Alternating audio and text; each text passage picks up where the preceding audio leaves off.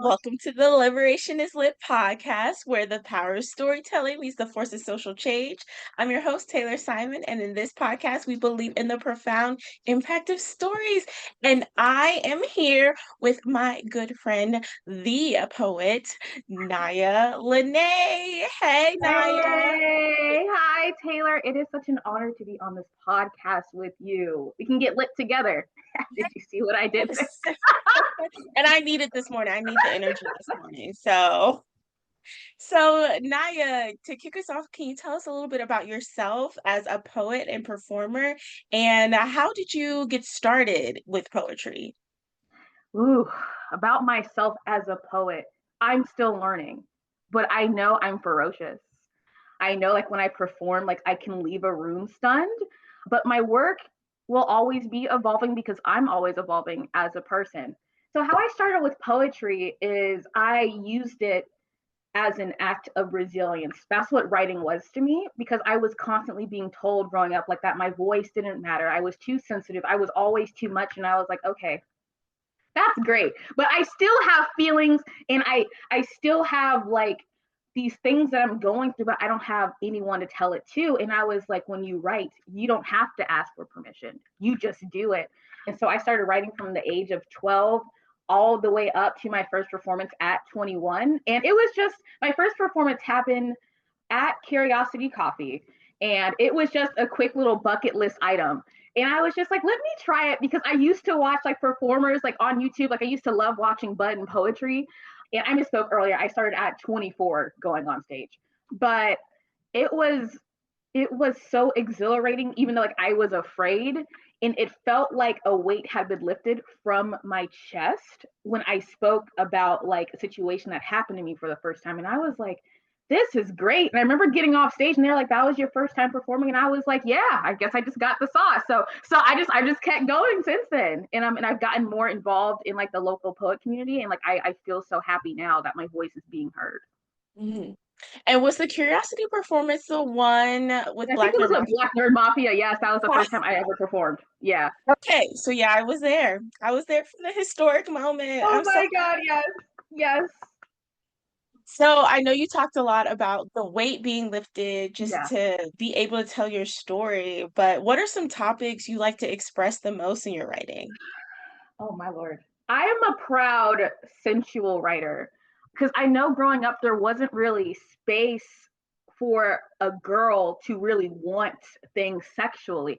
And it was like it's a taboo topic to begin with, but they don't know what to do with the woman, well, with the girl who is ashamed of that. And like now I'm becoming a woman now, and they still don't know what to do with her.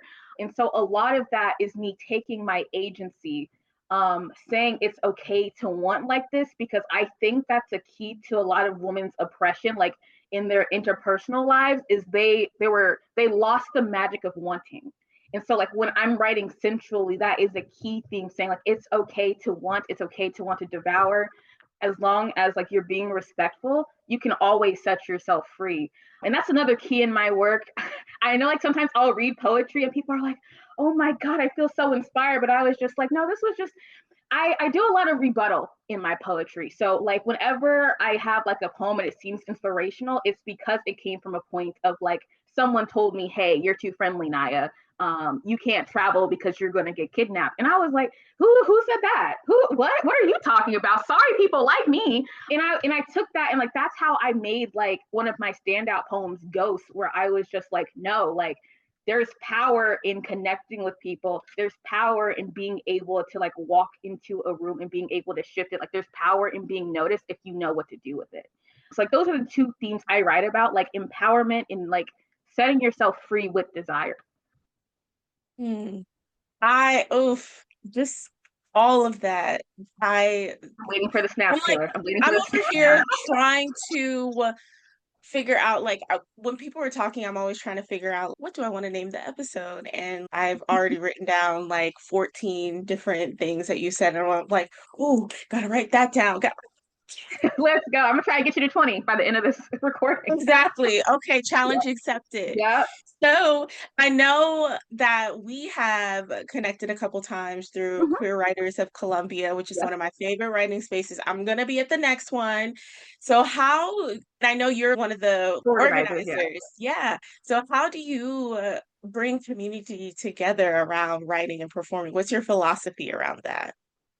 I So my life changed when I read a poetry magazine, and there were like open mics are spaces that are alive. So this is part of why like I don't record a lot of my open mic performances anymore, is because I believe that who is going to be there, and what is being read and who is going to witness this at that time is very important to me. And so whenever I'm having events with Queer Writers of Columbia, my goal is always to bring people together because I know that's where magic can happen. And in this current age, I feel like that art of connection is being lost. And so like that's my main goal with Queer Writers, is giving people space to just talk to each other, breathe. Even like at these open mics, it is so beautiful to see people like head nodding or see people like crying at someone else's work, because you're like, we're both being seen. I'm the performer and you're the audience, but we are both being heard in this moment. And it's a very beautiful space for me. And it's very magical to touch. So I try to bring more of that magic to the city. And I don't know, I find it breathtaking. So it makes all the work and all the, because I know, as an organizer, like there's a lot of emails and a lot of chats that goes on just to set up one event, but it makes it all worth it when I see my community in a room together, breathing, like, and in love with each other. Like I love that.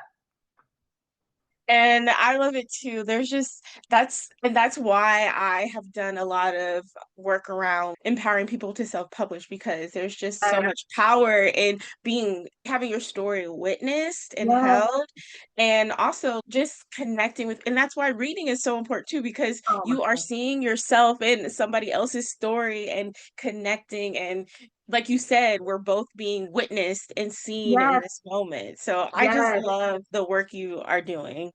I love the work you do too, Taylor, because like it frustrates me so much how they're trying to take away like vital books because they make them uncomfortable, but the books that make you uncomfortable are the ones you need to read the most.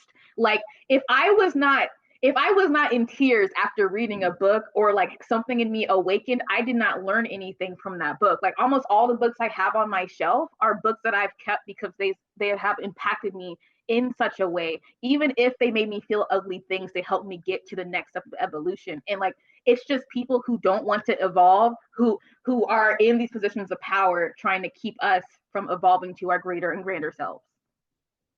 Oh, I definitely agree. And maybe too many books impact me. I'm just like looking at my I overflowing shelves right need now. to get like literally two more bookcases. I'm just like stacking them horizontally and vertically where they can fit.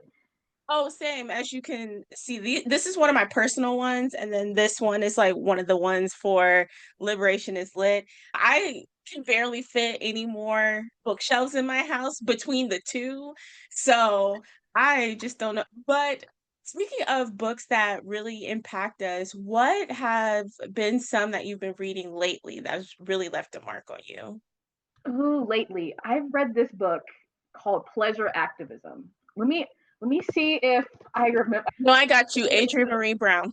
Yes, thank you. Yes, that book has changed my life. I have never highlighted so many things in a book where it was just like, oh, you really can take pleasure outside of the bedroom and you can apply it to everything going on around you. And it makes your life so much brighter, where it's just like, I'm a recovering like people pleaser. So when I read the line, if it pleases me, I will, I said, wait a damn minute.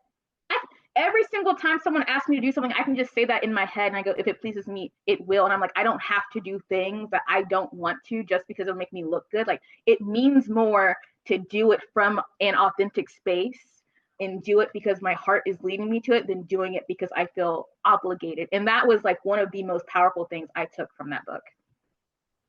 Yes, I love, love, love Adrienne Marie Brown. And a lot of those essays were inspired by Audre Lorde's uses of the erotic. Yes.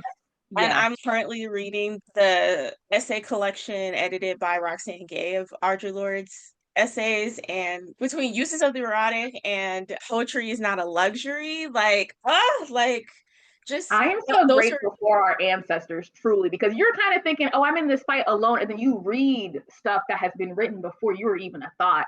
And you're like, you guys experience these same things too. And you're able to work through them in a way that's going to make my life easier. So I'm always going to be grateful, and I'm always going to pay respects to the people before me for that reason. yes, because I don't know. I feel like in this hustle culture that we're in, we are always finding like we have created, I think we've turned innovation into a commodity itself where Oh, like, oh, we shoot. have to innovate all of these Oh, things and not yes. realizing that like a lot of the things that we're going through today, they've gone through before, and Yes. just connecting to our ancestors, and we don't have to innovate and create everything like, and our creations are also original but also rooted in ancestry, like Yes. we don't pay attention to that enough. It oddly feels like coming home in a way, because I also read the works of like June Jordan. And when I was reading her works, like this is how I discovered I was a love poet, through reading her works. And she was talking about Gaza even back then. And she was talking about how the US is complicit in genocides, and like how like she has to wake up and face that every single day while also trying to make sure she's happy in her own life, and how that sort of conflicts. And I'm like, oh my God, will it ever end? Well, like it's like I'm like, can we stop this? I want to believe we can. And like that's why a lot of my work centers around hope. I think it's just being in the room with the right people and hoping one day those words can travel up to our leaders, to our politicians, to the people who can evoke change, or even getting them out of there. Getting them out of there and putting people who can actually evoke real change into these seats and say, I don't want to be at war anymore. You know what I mean? I want to be in my living room with my best friends watching a movie, and I don't want to think about the fact that we're dropping bombs on children right now. Like that's all I want. I want to be queer and to be able to hold my lover's like hand down the street and not worry about like glares or like, you know, tensing up at a truck passing me by. Like I just want that freedom that you think you have, because they think they have freedom, but their freedom is like based on my oppression. So you're never free, because like if so that's why like they're so focused on trying to make sure we don't get our freedom, because they're going to realize, oh, actually we don't have it all together, actually we aren't the top dogs, we are actually like suffering in our own lack of self-esteem. And so I'm just like, listen, we something's got to change, and I want some of that change to start with me. That is exactly my philosophy around liberation. Liberation is, to me, is a selfish act, but it's also a community act Ooh. because a lot of what you said, I just want to be a girl and watch TV. I don't want to have to be arguing with my elected officials. I don't want to have to keep convincing people over and over that people, not just children, people in general shouldn't be bombed or Yes, starved. I shouldn't yes, have to waste my time having to convince people that just because people who are immigrants do labor that we don't want to do, that's the only reason we should right, fight for their humanity. I'm right. tired of that. I just want to be a That is girl. so true. They are worthy because they have a heartbeat and they have a soul. And not everything has to be dealt around the facets of production. Like we existed before capitalism, we're going to exist after. Like what is my worth to you as a human being? Just like looking into my eyes. Right. And the difference between just that selfishness of like, oh no, I just want to keep the things the way they are because I don't have to think about the Mm, ways that me oppressing other people liberates me. I just want us all to be free. yeah. I think that's a theme that I've also been wrestling with lately, is that theme of a simple life. Because sometimes, like when I'm in hetero spaces, I look at them and they look so happy and so carefree. And I'm just like, do you guys ever like want to be complex? Or like do you have the privilege of not being a complex person? You don't have to like look at yourself every single day or journal and unlearn things that you have been taught from a kid. Like you can just go through life and you go through the motions and you're happy. But I had to challenge myself. I was like, no, this is all surface level, Naya, because how many wives have you talked to who are miserable? How many men do you know who are fighting depression and like taking it out on women? Like how many children who are like witnessing those traditional romances don't Like they're not feeling seen, they're not feeling heard. They know that something is missing, but they don't have the voice for it. So like I try to fight against that urge to want to be a simple person, because complexity is the theme of life, I think. You just have to learn how to hold it. You have to learn to appreciate the rough edges of it so you can see how life can be magical and shine when you are willing to acknowledge the depths of it. Oof, like just all of it, all of it. And with holding all of these complexities, how do you stay grounded in this work as a writer? I ask myself that every day. I made a post like a couple of days ago, and I was like, every single day I wake up and I change. I think people are thinking I was joking. That is true, because I don't try to stop myself. I let myself be. And how I handle it in my writing is I don't stop writing. And so I am witnessing the changes from week to week, which is why it's hard for me to produce a book right now, because I can't stop writing to actually go back and edit my old works, where I am like, no, like I can't put this poetry in a book. I've changed since 2 days ago. Like I'm a completely different Naya right now. Like I can't publish that. And so like that is just, that's how I stay grounded. But also being with your friends is going to keep you grounded, because true friends are going to stay with you no matter how much you change. And so when I'm with my friends and they love me and they see me and they hug me, and I go, no matter how much I change, these beautiful people love me and accept this. And this is why I think community is important, because it's going to allow you to truly breathe into your complex self that you can't do if you're alone. When you're alone, you're going to shrink back because you're afraid. You're like, what does this mean about who I am as a person? Versus like when you're in community, they go, we know you're complex. We love you. You're inspiring me. We want to be complex too. And we're going to show that complexity doesn't have to be this hard weight to carry. It can be a light in the dark. It can be a beacon to show other people that, hey, you don't have to choose one lane in this life. You can be everything if you want to, you know? Mm, So that's how I deal with it. oh, just everything, like every I can see why every time you get up there and perform, everybody's like, "Oh, I'm so inspired! I'm so inspired!" Just the way you hold a mirror to yourself and then turn it to someone else is just phenomenal. So, my last question for you Okay, I'm today ready.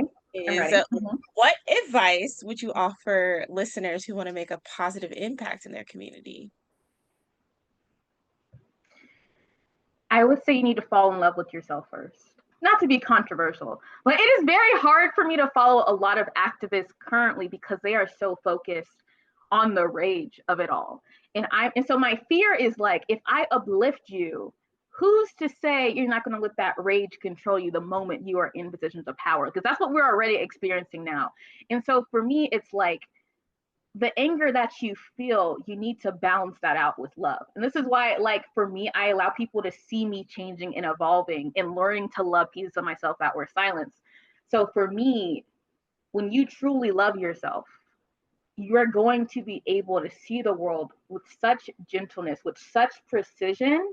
You are automatically going to change the spaces in the rooms that you walk in. But if I feel like when people say self love, they're like, sit down, drink tea. No, you have to sit down and accept the darkness. And this is the thing. This is why I'm not a big fan of church, because I found that people will be like, you have a dark thing in you, give it to God. And I say, no, I have a dark thing in me.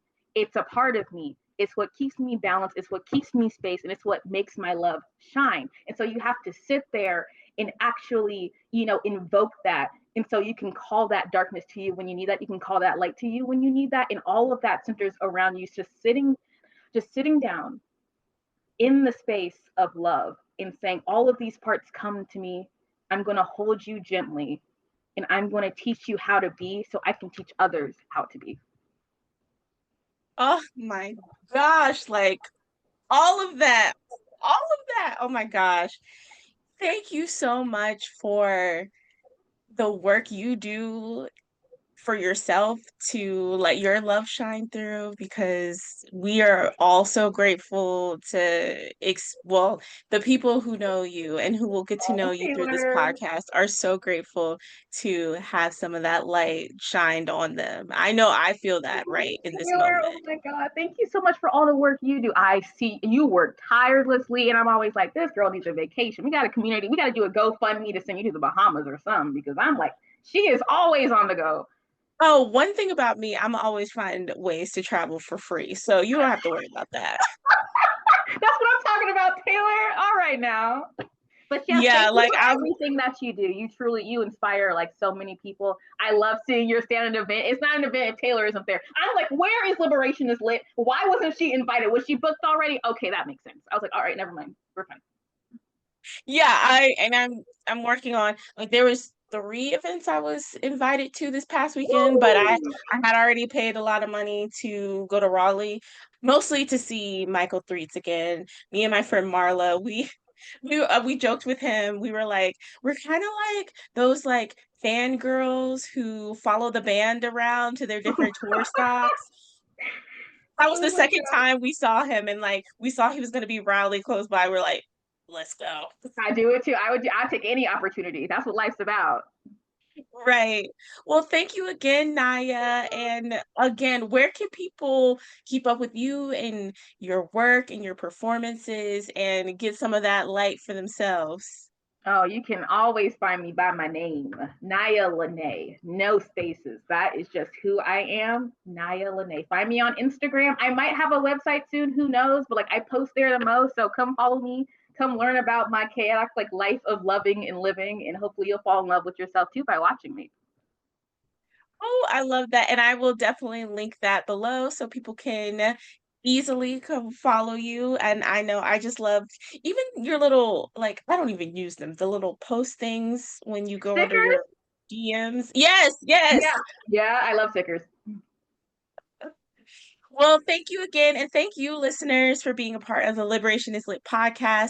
If you have stories you want to share, want to suggest any topics, or just want to connect with us, you can find us on Instagram, Facebook, TikTok at Liberation is Lit, or visit our website, liberationislit.com. If you enjoyed this episode, please consider leaving a review. And remember, your voice matters. And together, through the lens of stories, we're going to make a difference in the world. Until next time. Bye.